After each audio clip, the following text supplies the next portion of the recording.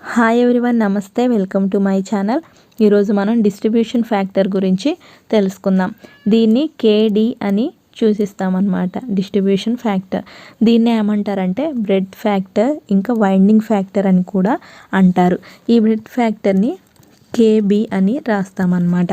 అంటే డిస్ట్రిబ్యూషన్ ఫ్యాక్టర్ని కేడి అని, ఈ బ్రెడ్త్ ఫ్యాక్టర్ని కేబి అని రాస్తామన్నమాట. ఈ డిస్ట్రిబ్యూషన్ ఫ్యాక్టర్ని బ్రెడ్త్ ఫ్యాక్టర్, ఇంకా వైండింగ్ ఫ్యాక్టర్ అని కూడా అంటారు. ఇది ఎందుకు యూజ్ చేస్తాము అంటే, ఇప్పుడు ఎలక్ట్రికల్ మిషన్స్ ఉంటాయి కదా, వీటిని డిజైన్ చేయటంలో ఈ డిస్ట్రిబ్యూషన్ ఫ్యాక్టర్ అనేది యూజ్ అవుతుంది అన్నమాట. అర్థమవుతుంది కదా. ఎలక్ట్రికల్ మిషన్స్ అంటే ఆల్టర్నేటర్స్ కానీ, మోటార్స్ కానీ, ఇవి డిజైన్ చేయటంలో ఈ డిస్ట్రిబ్యూషన్ ఫ్యాక్టర్ అనేది ఉపయోగపడుతుంది. ఇంకా ఈ డిస్ట్రిబ్యూషన్ ఫ్యాక్టర్ని ఎలా ఫైండ్ అవుట్ చేస్తాం? కేడి ఎలా ఫైండ్ అవుట్ చేస్తాం? ఎలా అంటే EMF induced in distributed winding divided by EMF induced in concentrated winding. అంటే డిస్ట్రిబ్యూటెడ్ వైండింగ్లో జనరేట్ అయిన ఈఎంఎఫ్, ఇంకా కాన్సన్ట్రేటెడ్ వైండింగ్లో ఇండ్యూస్ అయిన ఈఎంఎఫ్, ఈ రెండింటిని యూజ్ చేసుకొని మనం డిస్ట్రిబ్యూషన్ ఫ్యాక్టర్ అనేది ఫైండ్ అవుట్ చేస్తాం. దీన్ని ఎలా రాయొచ్చు అంటే vector some of EMF divided by arithmetic sum of EMF, ఇలా కూడా రాయొచ్చు అనమాట. ఇలా ఎందుకు రాయొచ్చు అనేది చూద్దాం. ఇలా ఎందుకు రాయాలి అనేది తెలియాలి అంటే మనకి ఫస్ట్ డిస్ట్రిబ్యూటెడ్ వైండింగ్ గురించి, ఇంకా కాన్సన్ట్రేటెడ్ వైండింగ్ గురించి తెలియాలి. సో మరి డిస్ట్రిబ్యూటెడ్ వైండింగ్ అంటే ఏంటి, కాన్సన్ట్రేటెడ్ వైండింగ్ అంటే ఏంటి? First of all concentrated winding. ఈ కాన్సన్ట్రేటెడ్ వైండింగ్ అంటే ఏంటి? If the winding is concentrated in a single slot, the total EMF is simply the algebraic sum of the EMF generated in each coil. అంటే ఏంటి concentrated winding? ఇప్పుడు మనకి ఇలా different slots అనేవి ఉంటాయి కదా, మనం కాయిల్ అనేది ఒకే స్లాట్లో కనెక్ట్ చేసాం చూడండి. అంటే ఒకే స్లాట్లో మోర్ నెంబర్ ఆఫ్ కాయిల్స్ అనేవి కనెక్ట్ చేసాం, అంటే వైండింగ్ అనేది కనెక్ట్ చేసాం. ఈ స్లాట్లో 2 వచ్చినాయి, ఈ స్లాట్లో 2 వచ్చినాయి. అంటే ఒకే స్లాట్లో మోర్ నెంబర్ ఆఫ్ వైండింగ్స్ అనేవి కనెక్ట్ చేస్తామన్నమాట. ఇలా కనెక్ట్ చేయడాన్ని ఏమంటారు అంటే కాన్సన్ట్రేటెడ్ వైండింగ్ అని అంటామన్నమాట. ఇక్కడ వచ్చిన ఈఎంఎఫ్ అనేది ఆల్జీబ్రిక్ సమ్ అనమాట. అంటే ఏంటి, ఈ ఈక్వల్ టు ఇక్కడ జనరేట్ అయిన ఈఎంఎఫ్ ప్లస్ ఇక్కడ జనరేట్ అయిన ఈఎంఎఫ్, టోటల్ ఎంత అయింది 2E అనమాట. అంటే కాన్సన్ట్రేటెడ్ వైండింగ్లో ఈఎంఎఫ్ అనేది ఎక్కువ జనరేట్ అవుతుంది. అర్థమైంది కదా. ఈ కాన్సన్ట్రేటెడ్ వైండింగ్లో ఈఎంఎఫ్ అనేది ఎక్కువ జనరేట్ అవుతుంది. బట్ మనకు వచ్చే అవుట్పుట్ అనేది ఇక్కడ pure sine wave. Sine wave అంటే ఇలా కదా, సో మనకు వచ్చే అవుట్పుట్ ఇలా రాదనమాట. కాబట్టి మనం ఏం చేస్తాం, ఎందుకు అంటే ఇక్కడ హార్మోనిక్స్ అనేవి ఎక్కువగా ఉంటాయి కాబట్టి మనకు వచ్చే అవుట్పుట్ అనేది అలా రాదు. అందుకని మనం ఏం చేస్తామంటే కాన్సన్ట్రేటెడ్ వైండింగ్ని కాకుండా ఈ డిస్ట్రిబ్యూటెడ్ వైండింగ్ని యూజ్ చేస్తాము. డిస్ట్రిబ్యూటెడ్ వైండింగ్ అంటే ఏంటి? డిస్ట్రిబ్యూటెడ్ వైండింగ్ అంటే ఈ వైండింగ్ ఉంది కదా, ఈ కాయిల్ ఒకే దాంట్లో కాకుండా అన్ని స్లాట్స్లలో మనం వైండింగ్ అనేది కనెక్ట్ చేస్తాం. ఎలా అంటే ఇప్పుడు చూడండి, ఇలా 4 తీసుకున్నాం. ఇప్పుడు ఏమైంది, ఇక్కడ స్టార్ట్ అయింది వైండింగ్, ఇక్కడ మళ్ళీ ఇక్కడ చూసారు కదా. ఇలా అంటే ఇక్కడొక వైండింగ్, ఇక్కడొక కాయిల్, ఇక్కడొక కాయిల్, ఇక్కడొక కాయిల్. అంటే మనం డిఫరెంట్ స్లాట్స్లలో కనెక్ట్ చేసుకుంటూ వెళ్ళామన్నమాట. ఒకే స్లాట్లో కాకుండా డిఫరెంట్ స్లాట్స్లలో మనం కనెక్ట్ చేసామన్నమాట. దాన్నే ఏమంటారు అంటే డిస్ట్రిబ్యూటెడ్ వైండింగ్ అంటారనమాట. When the winding is spread over multiple slots under a pole, the EMF induced in each coil are displaced by a certain angle. ఇప్పుడు ఏంటి, మనకి ఇక్కడ ప్రతి కాయిల్లో ఈఎంఎఫ్ అనేది ఇండ్యూస్ అవుతుంది, కానీ వీటి మధ్య ఎంత ఫేజ్ డిఫరెన్స్ అనేది ఉంటుందన్నమాట. ఎందుకంటే చూడండి, EMF induce each coil displayed by certain angle.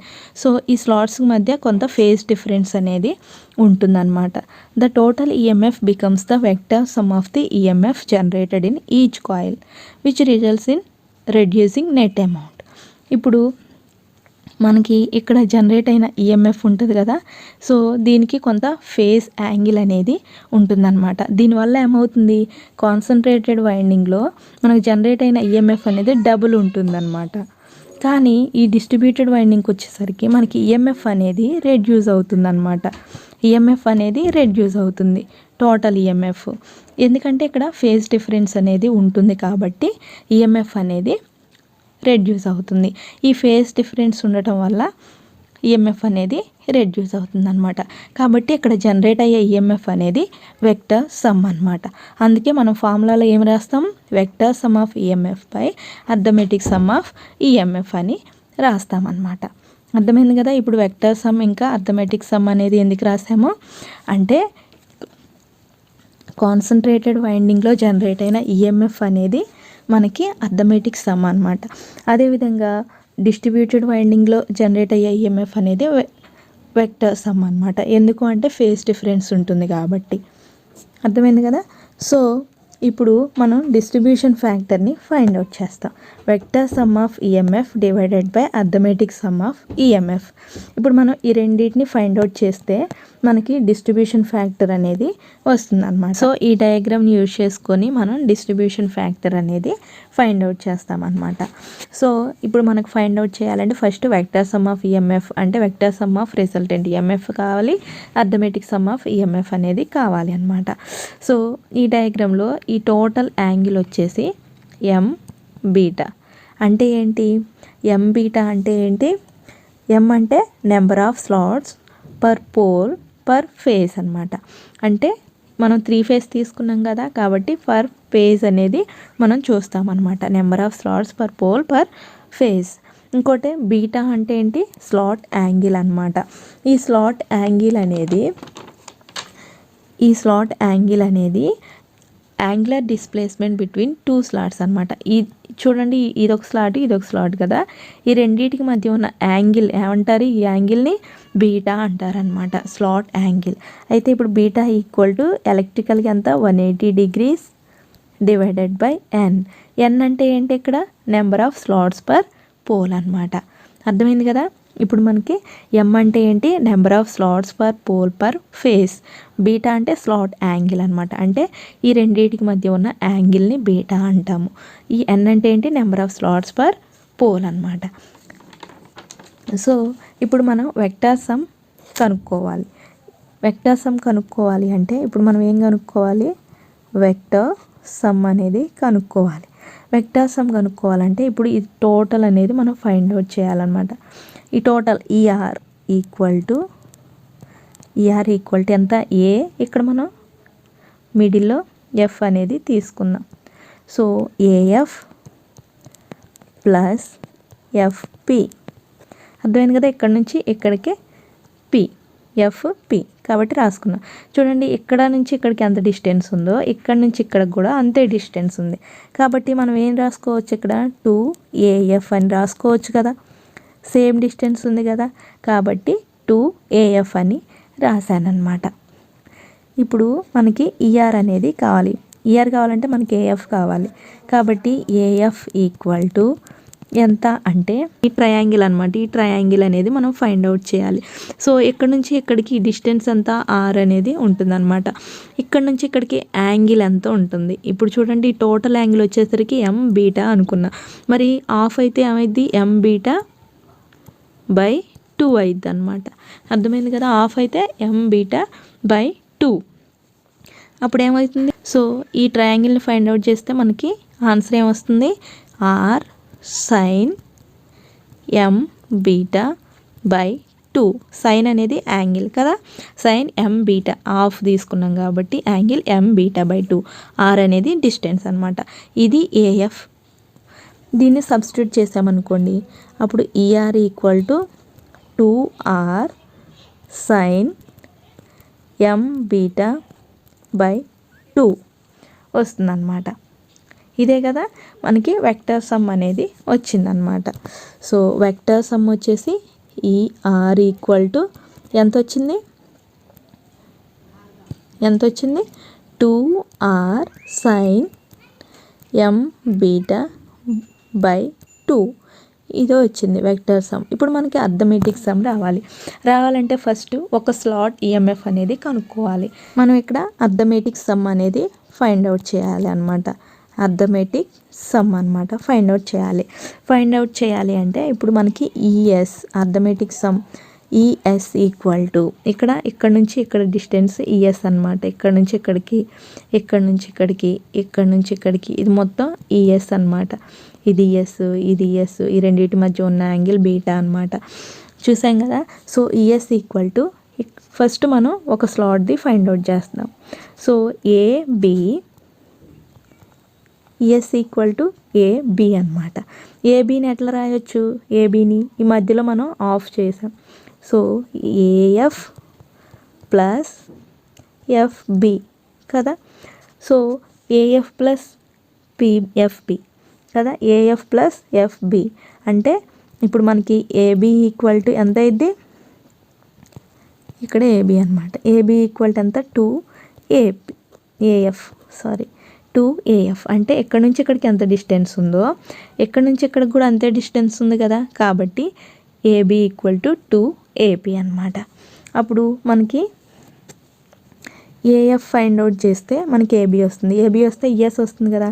So AF అంటే మనం ఇక్కడ ట్రయాంగిల్ అనేది తీసుకోవాలన్నమాట. So AF equal to AFO. ఇక్కడ నుంచి ఇక్కడికి మొత్తం కలిపితే ఎంత వచ్చింది? R sine. ఈ ట్రయాంగిల్ తీస్తే యాంగిల్ ఎంత? ఈ టోటల్ స్లాట్ యాంగిల్ వచ్చేసి బీటా. అందులో హాఫ్ తీసుకుంటే ఎంత వచ్చింది? β/2 అనమాట. సో మనకి ఏఎఫ్ ఎంత? R sine β/2. దీన్ని అక్కడ సబ్స్టిట్యూట్ చేసామనుకోండి, మనకి ఈఎస్ అనేది ఎంత వచ్చింది? 2R sign β/2. ఇది ఈఎస్. కానీ ఇది ఓన్లీ వన్ స్లాట్కే. టోటల్ అర్థమెటిక్ సమ్ తీసుకున్నాం అనుకోండి, అర్థమెటిక్ సమ్ టోటల్ తీసుకున్నాం అనుకోండి, అప్పుడు ఎంత? m/ES అనమాట. సో m/ES ఎంత అక్కడ? 2R సైన్ β/2 కదా. ఇది మనకి అర్థమెటిక్ సమ్ టోటల్. సో ఈ రెండింటిని మనం ఫార్ములాలో ఇప్పుడు సబ్స్టిట్యూట్ చేద్దాం. ఏమైంది అప్పుడు? Distribution factor KD equal to vector sum అంటే మనకి ఇక్కడ ఏమొచ్చింది? Vector sum ER equal to 2R sine m β/2. ఇక్కడ రాద్దాం 2R సైన్ m β/2. అదేవిధంగా అర్థమెటిక్ సమ్ టోటల్ స్లాట్స్ది ఎంత వచ్చింది? m/2R sign β/2. ఇక్కడ 2R క్యాన్సిల్ అయిపోయింది. సో మనకి KD ఎంత వచ్చింది? KD equal to sine m β/2 divided by m into sine β/2 కదా. ఇది డిస్ట్రిబ్యూషన్ ఫ్యాక్టర్ ఫార్ములా అనమాట. సో ఈ ఫార్ములాని యూజ్ చేసుకొని మనం డిస్ట్రిబ్యూషన్ ఫ్యాక్టర్ అనేది ఫైండ్ అవుట్ చేస్తామన్నమాట. సో ఎప్పుడూ కూడా ఈ డిస్ట్రిబ్యూషన్ ఫ్యాక్టర్ అనేది ఎప్పుడూ కూడా <1 ఉంటుందన్నమాట, ఎక్కువగా ఉండదన్నమాట. అర్థమైంది కదా. ఈ డిస్ట్రిబ్యూషన్ ఫ్యాక్టర్ ఎందుకు యూజ్ చేస్తామంటే, ఇప్పుడు చూడండి మనకి కాన్సన్ట్రేటెడ్ వైండింగ్లో ఏమవుతుంది? మనకి ఈఎంఎఫ్ అనేది ఎక్కువ జనరేట్ అవుతుంది, కానీ మనకి సైనసోడల్ వేవ్ అనేది రాదనమాట. ఎందుకంటే హార్మోనిక్స్ అనేవి ఎక్కువగా ఉంటాయి కాబట్టి. అందుకని మనం డిస్ట్రిబ్యూషన్ వైండింగ్ అనేది యూజ్ చేస్తాం. ఇందులో ఏంటి? మనకి జనరేట్ అయిన ఈఎంఎఫ్ వల్ల ఏమవుతుంది? ఈఎంఎఫ్ తక్కువగానే ఉంటుంది, కానీ మనకు వచ్చే అవుట్పుట్ అనేది సైనసోడల్గా ఉంటుందన్నమాట, దగ్గరగా ఉంటుంది. దీంట్లో హార్మోనిక్స్ కూడా రెడ్యూస్ అవుతాయి కదా. కానీ ఇందులో ఏంటంటే కొంత ఫేజ్ డిఫరెన్స్ అనేది ఉంటుందన్నమాట. ఈ ఫేజ్ డిఫరెన్స్ వల్ల మనకి ఈఎంఎఫ్ అనేది రెడ్యూస్ అవుతుంది. సో ఎంత ఈఎంఎఫ్ అనేది రెడ్యూస్ అయ్యింది అనేది మనకి ఈ డిస్ట్రిబ్యూషన్ ఫ్యాక్టర్ నుంచి మనం కనుక్కోవచ్చు అనమాట. అర్థమైంది కదా. ఈ డిస్ట్రిబ్యూషన్ ఫ్యాక్టర్ని యూజ్ చేసుకొని మనకి డిస్ట్రిబ్యూటెడ్ వైండింగ్లో ఎంత ఈఎంఎఫ్ అనేది రెడ్యూస్ అయ్యింది అనేది మనం ఫైండ్ అవుట్ చేసుకోవచ్చు అనమాట. అర్థమైంది కదా. ఇది ఎప్పుడు కూడా <1 ఉంటుందన్నమాట. సో ఇందులో ఏమన్నా అర్థం కాకపోతే తప్పకుండా కామెంట్ చేయండి, నేను ఆన్సర్ చేయడానికి ప్రయత్నిస్తాను. సో ఈ వీడియో నచ్చినట్లయితే ప్లీజ్ లైక్ చేయండి, షేర్ చేయండి. అదేవిధంగా నా ఛానల్ని సబ్స్క్రైబ్ చేసుకోండి. Thank you so much. Thank you for watching.